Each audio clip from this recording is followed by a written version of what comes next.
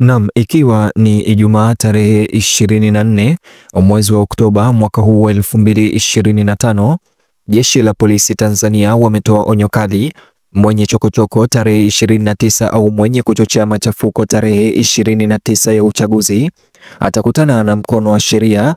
Habari mbaya kwa wanaopanga kuandamana tarehe 29 Oktoba, huku askari wa polisi sasa wakituma ilani au onyo kwa raia wote wa Tanzania kutoshiriki aina yoyote ya machafuko au kuzua maandamano ya fujo.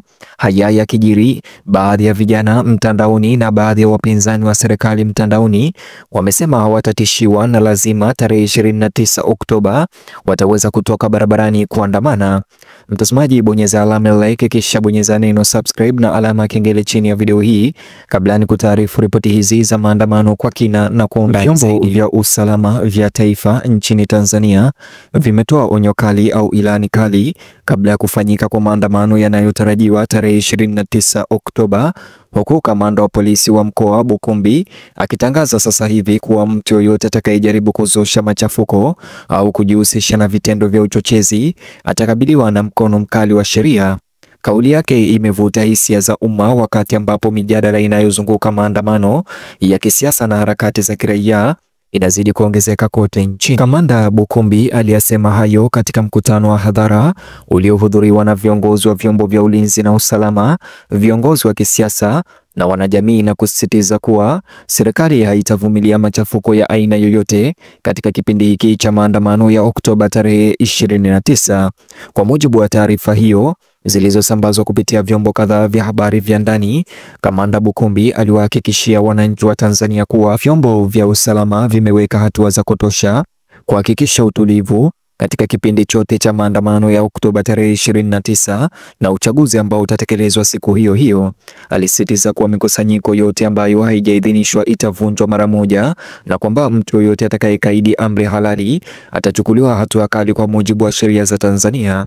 Kamanda huyo alisisitiza kuwa taasisi za usalama za nchi zimejitolea kulinda amani na kuwalinda raia wanaotii sheria, huku mivutano ya kisiasa ikiongezeka kwa kutarajia maandamano hayo ya Oktoba tarehe 29. Katika hotuba yake, Bukombe alieleza kuwa maafisa wa sheria kote nchini wameagizwa kuwa waangalifu na makini, akishikilia kuwa serikali itahakikisha kuwa maandamano hayo ya Oktoba tarehe 29 hayatatatiza shughuli za kiuchumi au shughuli za upigaji kura.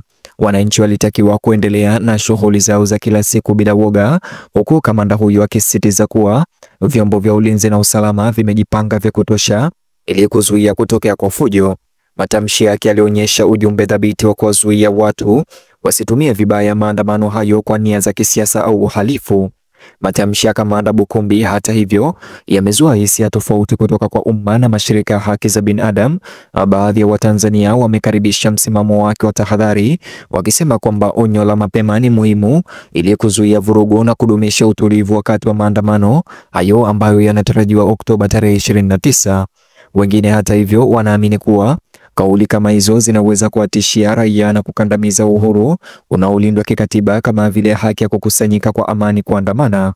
Watetezi wa haki za kiraia wametahadharisha kuwa utekelezwaji kwa bidii kupita kiasi unaweza kuchochea wasiwasi wa umma na kuharibu uaminifu kati ya raia na mashirika ya usalama. Wanaharakati kadhaa wameeleza kuwa wakati polisi wana wajibu wa kudumisha utulivu, haki ya kuandaa maandamano ya amani imeainishwa katika katiba ya Tanzania. Wanasema kuwa badala ya kutoa vitisho, mamlaka inapaswa kuwezesha mazungumzo kati ya waandaaji wa maandamano hayo ya Oktoba tarehe 29 na vyombo vya kutekeleza sheria. Hili wanasema lingeruhusu wananchi waeleza malalamiko yao ndani ya mfumo uliopangwa na salama, huku wakipunguza hatari ya makabiliano ya maandamano. Wachambuzi wa masuala ya kisiasa wamelipa uzito suala hilo, wakipendekeza kuwa onyo la Kamanda Bukombe linaakisi msimamo mpana wa serikali kuhusu kujieleza kisiasa na ushiriki wa kiraia.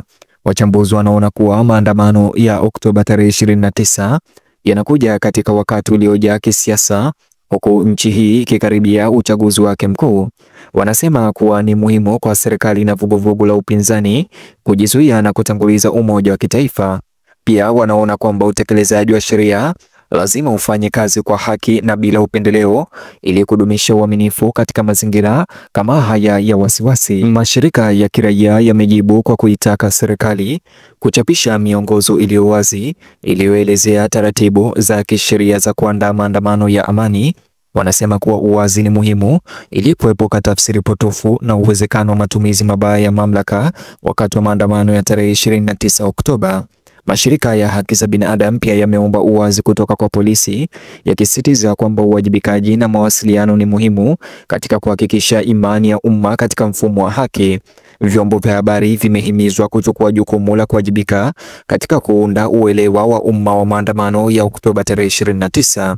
Waandishi wa habari na watangazaji wamekumbushwa wajibu wao wa kutoa taarifa sahihi zenye uwiano na kwa wakati ili kuzuia kuenea kwa taarifa potofu au hofu au kuchochea maandamano hayo.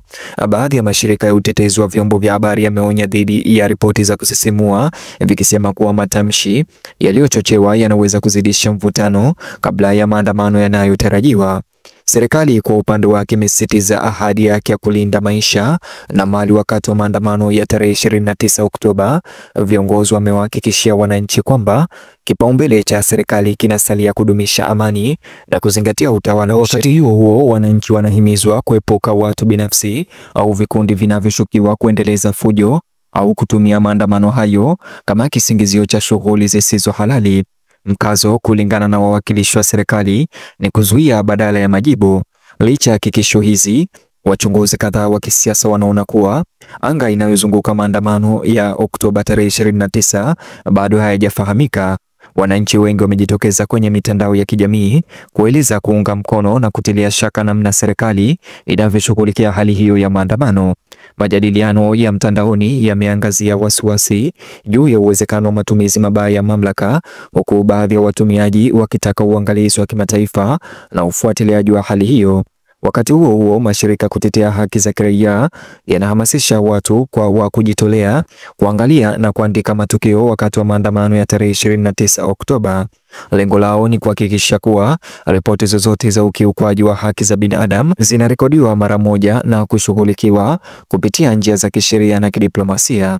Pia wamesisitiza umuhimu wa elimu ya uraia, wakiwakumbusha washiriki kwamba mwenendo wa amani na kuheshimu utaratibu wa umma ni muhimu ili kufikia mazungumzo ya maana na mapya. Wakati tarehe inakaribia, macho yote sasa yapo kwa vyombo vya usalama na jeshi la polisi la Tanzania na uongozi wa kisiasa kubaini jinsi maandamano hayo ya tarehe 29 yatafanyika. Ujumbe mkali wa Kamanda Bukumbi umeweka sauti ya maamuzi, lakini siku zijazo zitafichua kama usawa kati ya usalama wa taifa na uhuru wa kidemokrasia unaweza kudumishwa. Kwa Watanzania wengi, kushughulikiwa kwa maandamano ya Oktoba tarehe 29 kutatumika kama kipimo cha ukomavu wa taifa katika kukabiliana na tofauti za kisiasa kwa njia za amani na halali.